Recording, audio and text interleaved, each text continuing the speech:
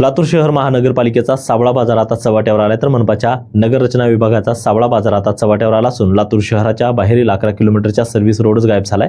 तर चक्क बांधकाम विभागाने देखील सर्व्हिस रोड सोडला नाही, तर आत्ताच नव्याने झालेल्या जोडीमुळे तर चक्क रस्त्यावरच पार्किंग आले. त्यामुळे आता शहरात आणि शहराबाहेरील देखील वाहतूक कोंडीची समस्या उग्र स्वरूप धारण करत असल्याचं चित्र मनपाच्या पापी धोरणामुळे निर्माण झाले. याच ठिकाणाहून आढावा घेतलाय आमचे प्रतिनिधी नितीन बनसोडे यांनी. लातूर शहरातील रहदारीची समस्या दिवसेंदिवस भेडसावत चालली आहे. दिवसेंदिवस लातूर शहरामध्ये रहदारीचं प्रमाण जे आहे आणि ट्रॅफिक जामचं प्रमाण जे आहे ते मोठ्या प्रमाणात वाढलेलं आहे. मात्र याला एक पर्याय म्हणून लातूर शहरातल्या बाहेरचे जे सर्व्हिस रोड आहेत ते जर खुले केले तर लातूर शहरात होणारी जी ट्रॅफिक आहे, जी गर्दी आहे ती कमी होण्यास मदत होईल. मात्र मी सध्या उभा आहे लातूर शहरातील राजीव गांधी चौक ते छत्रपती चौक या महामार्गावरती, आणि इथं जर पाहायला गेलं तर बांधकाम विभागापासूनच्या कार्यालयापासून ते छत्रपती चौकापर्यंत जवळपास 11 किलोमीटरचा हा सर्व्हिस रोड पूर्णपणे गायब झालेला आपल्याला दिसून येतो.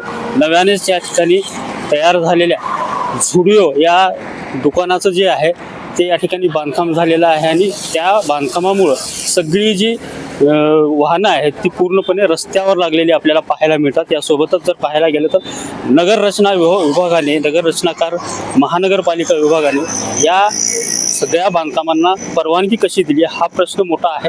त्यासोबतच हे सगळे व्यवहार जे आहेत किंवा ह्या सगळ्या ज्या बांधकामाच्या परवानग्या आहेत त्या सर्व्हिस रोड न सोडता कशा दिल्या हा प्रश्न मोठ्या प्रमाणात या ठिकाणी समोर आलेला आहे. आणि सर्व्हिस रोड नसल्यामुळं, सर्व्हिस रोड गायब असल्यामुळं या ठिकाणी वाहनांची रहदारी असेल किंवा शहरात वाहनाची कोंडी असेल ही दिवसेंदिवस वाढत गेलेली आहे.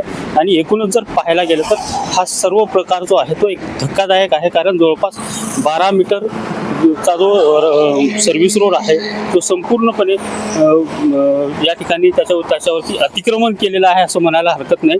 त्यासोबतच हा जर रस्ता पूर्णपणे रिकामा करून दिला किंवा हा सर्व्हिस रोड जर पूर्णपणे लातूर महानगरपालिकेच्या वतीनं जर रिकामा करून दिला तर कमीत कमी शहर 11 किलोमीटरचा हा जो रस्ता आहे तो 11 किलोमीटरचा रस्ता मोकळा होणार आहे, आणि शहरामधली जी वाहतूक कोंडी आहे ती वाहतूक कोंडी कुठेतरी कमी होणार आहे. मात्र नगरपालिका विभाग, नगर रचनाकार याकडे लक्ष देणार आहेत का, आणि त्यांच्याकडं या प्रश्नाचं उत्तर आहे का, हा मोठा प्रश्न निर्माण होतोय.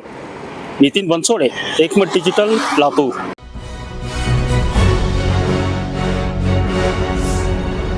Thanks for watching Ekmat Digital.